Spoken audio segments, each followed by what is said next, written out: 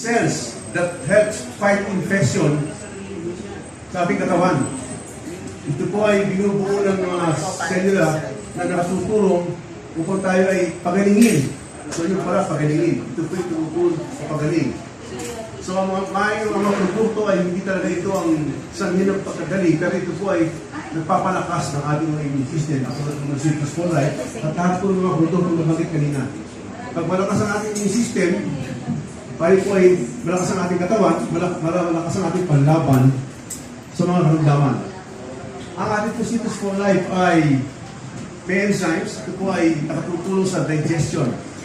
Pag maganda po ang digestion ng ating gut, yung pong malinis po yung gut natin dahil sa probiotics sa enzyme, mataas po yung absorption ng nutrient sa katawan natin.